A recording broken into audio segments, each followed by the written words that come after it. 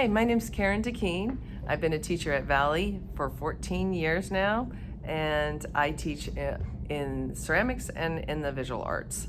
And now, this year, AP3D is a new class. So really excited to have your student this year. The class that they're in is 4A, my 4A, end of the day, and there's 3 classes in that one period. There is AP3D, there's Ceramics 2, and Ceramics 3 Honors. So I have a lot going on in there, and it's a lot of independent, self-guided lessons that are taking place in that classroom. So busy, running around, helping your students, directing each of those groups is my goal as a teacher. So hopefully your student has an idea of where they're going this year. We've kind of been setting things up, and we've just begun to, this September is launched our first project.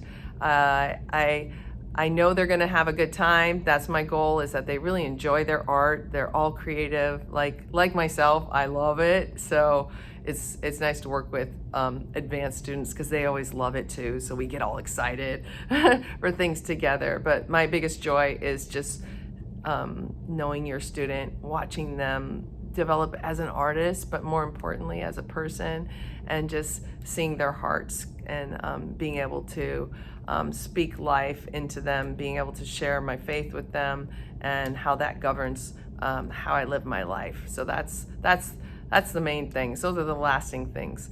But while we're in the classroom, let me tell you a little bit about how that's structured. And I'm just going to go through each of those classes just briefly. If you have any more questions after you listen to this, I'm trying to keep it short. Just please feel free to reach out to me. You can watch their grades for each class. I pretty much grade the same way. We have about a project a month.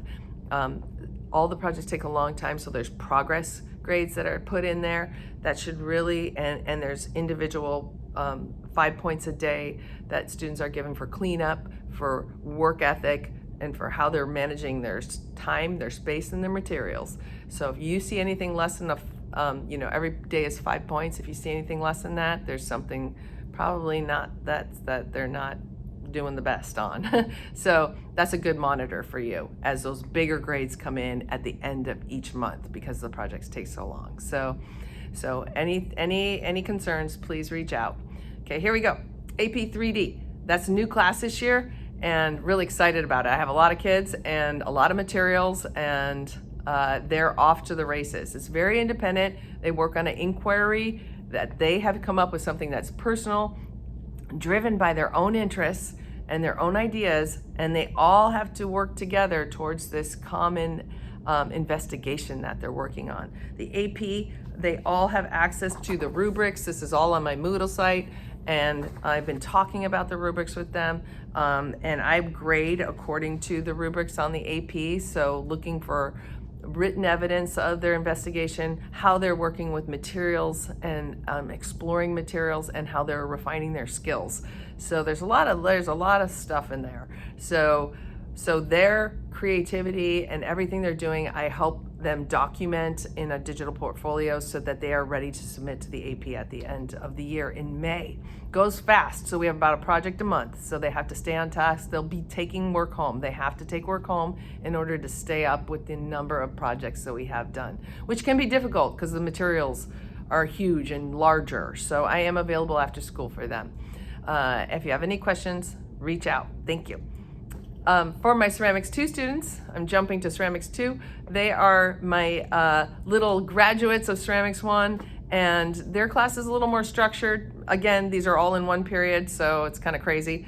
But I give a more structured assignment for Ceramics 2, which is, it's different from how I do Ceramics 1, where we're all doing the same project and we're all learning the same thing. Now, I give this, hey, we're working with what in the style of this artist, or we are talking about this principle of design in this. We're dealing with texture. We're dealing with, right now we're doing neocomy block, and we're doing agate colored clay layering. So the students in Ceramics 2 can take the general topic that I teach, and now they get to interpret that however they want using the skills that they built in Ceramics 1. So they can go to the wheel if they enjoy the wheel. They can go do hand built.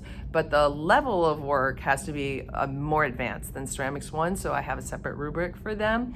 So I'm looking for them to take things to the next level, not just be basic, but just to be thinking about how they can elevate their work. So challenging in them and in that at the beginning of the year will be really set the tone. So looking for them to grow and of course enjoy this process. And I really am thankful for the kids that I have in there. They're very special to me, and as all of these advanced kids are, but I get to see them a second year, so that's very sweet. And then lastly, my 3 honors. I have a couple students in that class as well, and that is definitely more advanced. You've been through the other levels, and now you are creating a work of art throughout the whole year that is unified.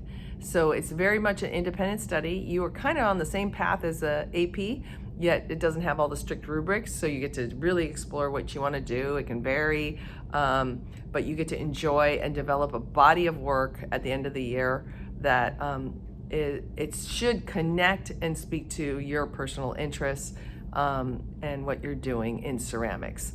AP is other materials. The Ceramics 3 honors is definitely ceramics materials, but they can add other things and start exploring as well.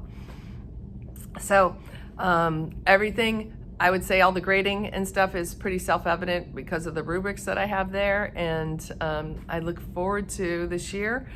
Please reach out if you have any questions or concerns about the class. Thank you.